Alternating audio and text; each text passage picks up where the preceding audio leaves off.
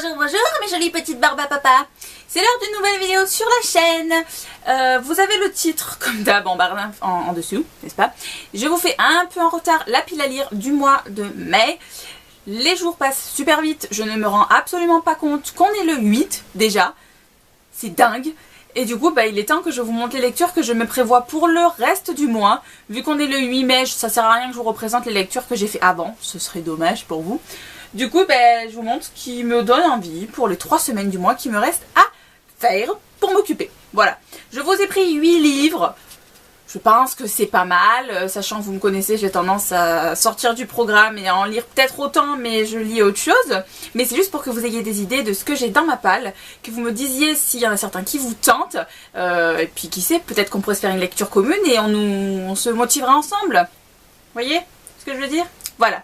Alors, je vais vous montrer le seul livre papier que j'ai à vous présenter pour le moment. C'est une lecture commune que je dois faire et que normalement je devrais avoir déjà commencé.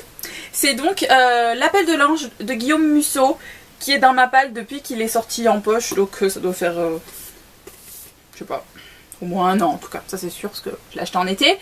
À sa sortie, j'étais hyper emballée. J'ai eu envie de le lire, j'ai supplié ma mère pour qu'elle me l'achète à l'époque, et puis maintenant il est toujours dans la palle. C'est nul. Parce que ça me ferait du bien de lire un truc d'un autre genre que du young adulte ou du new adulte, mais en ce moment ça me motive pas des masses, donc je verrai bien. Hop. Et puis ensuite, toutes les autres lectures que j'ai, elles sont écrites sur mon carnet, alors je vais vous lire ce que c'est. Alors, tout d'abord, je veux à tout prix, et ça c'est la seule lecture mais qui sera garantie dans tout ce que je vous montre. En fait, le 26 mai sort la suite de To All the Boys I've Loved Before, P.S. I Still Love You, par Jenny Han, édité chez Simon & Schuster. Je l'ai précommandé, et normalement je devrais le recevoir le 25 mai. Et du coup, le 25 mai, je quitte toutes mes lectures en cours pour pouvoir le lire d'une traite, comme j'avais fait avec ce premier tome, le 1er janvier. Voilà, parce que j'ai hâte. Ensuite, lecture suivante, j'ai la lecture commune du mois avec le Bookin'a Swap. Il me semble que ce mois-ci, le livre qui a été choisi, c'est le manuscrit de Mur Javan, là. Le dernier livre de Cecilia Correa qui est sorti en semi-poche, là, qui est une couverture absolument magnifique.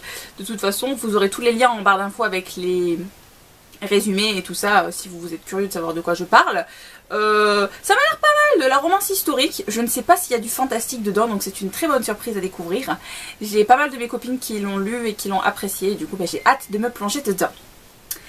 Ensuite, encore une lecture commune, mais celle-ci c'est avec mes 3 copinotes avec qui j'adore faire des lectures communes. On a prévu de se faire le tome 3 des Chroniques lunaires, Cress, par Marissa Meyer, édité chez Pocket Jeunesse. Donc la réécriture de contes sci-fi qui est cette fois-ci avec réponse, pour qu'on ait plus de réponses, sans mauvais jeu de mots, sur l'univers, tout ça, et j'ai hâte. Après, du coup là je vous ai pris des trucs un peu... pas au hasard, mais j'ai flâné sur ma liseuse pour savoir qu'est-ce que je pouvais bien lire, et puis ce 5 là, ils m'ont attiré l'œil, vous voyez, parce que je viens d'en rajouter un au dernier moment. Alors tout d'abord, il y a le tome 2 de Sweet Evil qui est édité chez Ada. Je crois que c'est l'insouciance du danger, l'inconscience du danger, un truc comme ça. Le nom, j'avais adoré le tome 1 et j'avais envie de lire vite le tome 2, et puis il s'avère que je l'ai pas fait. Et du coup, ce serait bien que je m'y plonge, et surtout que lui, il est en français, et j'espère que le 3 est traduit en français d'ailleurs, parce qu'il est édité chez Ada, donc la version canadienne. Ensuite, autre livre français que j'ai envie de lire, j'ai envie de me lire le tome 1 de Filles des Chimères. Je ne sais absolument pas le nom de l'auteur, je ne me rappelle plus chez qui il est édité. Je suis un boulet. Chez Gallimard, je crois. En fait, c'est un livre qui a énormément fait parler de lui en anglais, et, enfin, chaîne anglophone de manière générale. Et j'entends tout le temps que cette trilogie, c'est de la tuerie.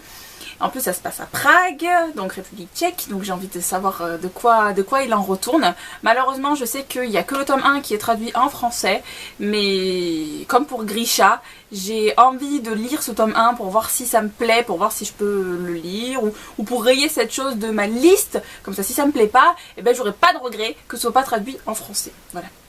Dites-moi si vous aussi vous lisez les tomes 1 alors que vous savez que les tomes suivants ne sont pas traduits en français. Dites-moi si je suis seule à le faire ou pas, parce que des fois j'ai peur.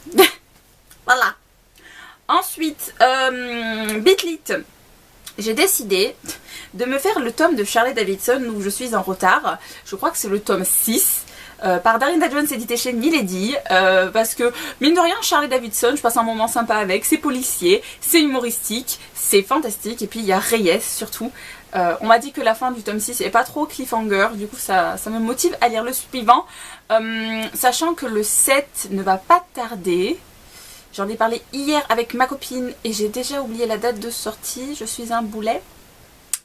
Si j'y pense, je vous le mettrai par là. Quand est-ce qu'il sort? J'ai zappé. Complet. Peut-être août? Ah, septembre? Non, bon, bref, c'est pas important. Voilà, ensuite, avant-dernier livre, un autre livre qui me donne pas mal envie et en Bitlit. Ça s'appelle L'étreinte du zodiaque. Je sais que le nom de famille de l'auteur c'est Peterson et que c'est édité chez Panini. J'ai vraiment du mal là.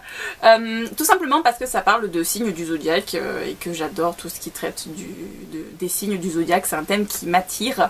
Donc j'espère que je vais me le faire. J'avais hésité à me le lire courant du mois d'avril. Donc j'espère que je le retirerai de ma palle courant du mois de mai. Voilà. Et le dernier, mais pas des moindres, c'est un livre que je vous ai présenté, je crois, 4 fois dans différentes palmes. Ça craint, je l'ai toujours pas quitté, j'ai toujours autant envie de le lire, mais je ne trouve pas le temps.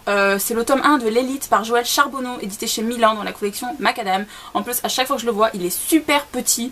Je me dis que si je le lis, ça ira très vite. Et j'ai entendu, du peu que j'ai entendu, enfin, parce que j'ai pas lu trop d'avis, de ce que j'ai lu, ça va trop me plaire et le résumé m'appelle et j'ai envie de savoir de quoi que ça parle, bordelos. Voilà, c'est tout ce que j'avais à vous présenter pour cette vidéo là. Je suis désolée, j'avais pas beaucoup de couverture à vous présenter, mais j'espère que du coup dans mes vidéos du lundi j'en aurai plus à vous montrer des livres physiques beaux pour que nous regardions les couvertures ensemble.